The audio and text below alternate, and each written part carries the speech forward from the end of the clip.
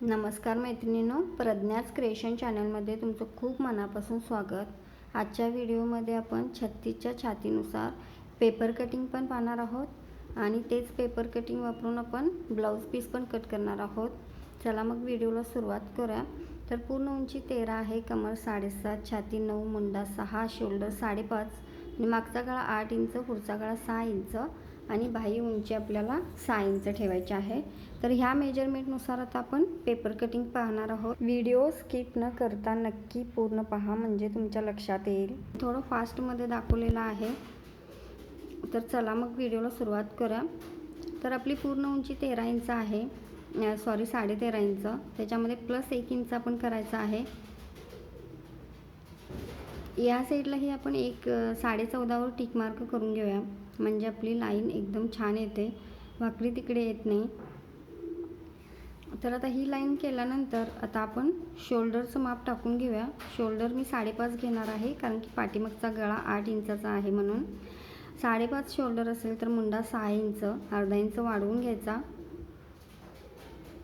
त्यानंतर आपली छाती 36ची आहे, तर चौथा भाग 9 इंच प्लस शिलाई मार्जिन 1.5 इंच, कमर 7.5 आहे, तर टक्स धरून 10 इंचावर टिक मार्क करायचा आहे, म्हणजे 7.5 छाती, 1 इंच टक्ससाठी आणि 1.5 इंच शिलाई मार्जिन।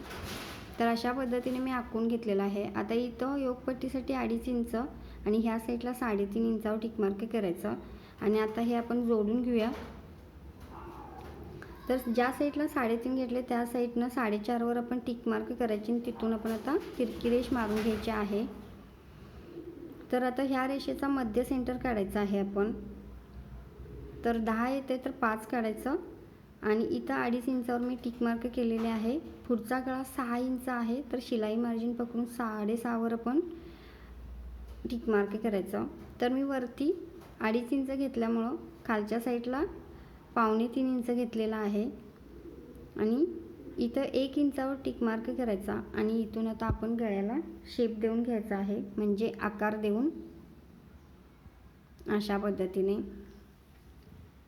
तर ह्या साईडला मी 1.25 इंचावर टिक मार्क करून एक तिरकी रेष मारून घ्यायची अशा पद्धतीने आणि मुंड्याचे आकार देऊन घेऊया। हा मी 1 इंचावर टिक मार्क केलेला आहे आणि पाठीमागच्या मुंड्यासाठी 1.5 इंचावर ह्या मेजरनं आकार देऊन घेतलेला आहे। तर ज्या आतल्या साईडचा आहे तिथून 2 इंच घ्यायचं आणि आपण कटोरीचा आकार देऊन घ्यायचा आहे अशा पद्धतीने। तर आता आपलं आखून झालेलं आहे, तर आता आपण हे पेपर कट करून घेऊया। आधी आपण बाहेरचा म्हणजे पाठीमागचा मुंडा आहे तो कट करून घ्यायचा। आता आपण पाठीमागचा भाग आधी कट करून साईडला ठेवूया आणि जे पुढचे पार्ट आहेत ते आपण कट करून घ्यायचे।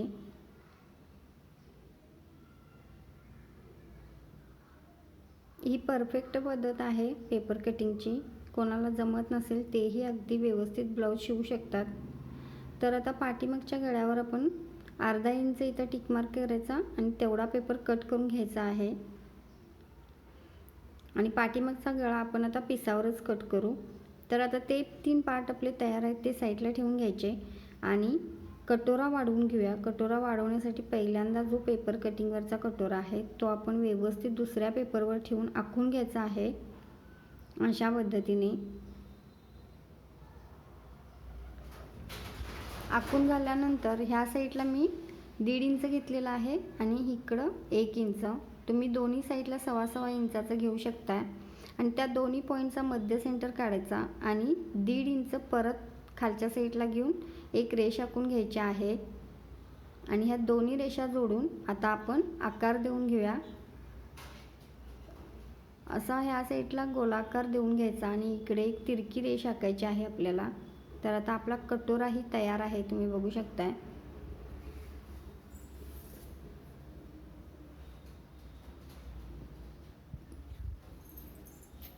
तर आता ब्लाऊजचं जे 4 पार्ट आपले कट करून झालेले आहेत, आता आपण बाही कट करून घेऊया। तर बाही ही बिना अस्तरच्या ब्लाऊजची आहे। तर बाही उंची 6 इंच आहे, शिलाई मार्जिन पकडून 6.5 इंचावर टिक मार्क केल्या आणि छातीचा चौथा भाग म्हणजे मी 9 इंचावर टिक मार्क केलेला आहे आणि वरून 3 इंच घ्यायचं आहे. हे बघा, ह्या साईडला 1 इंच आणि आता आपण आकार देऊन घेऊया. ही सोपी पद्धत आहे बाही कटिंगची. आणि आता पाऊण इंचाचा पेस धरून आपण आतल्या साईडनं सुद्धा घ्यायचे आहे.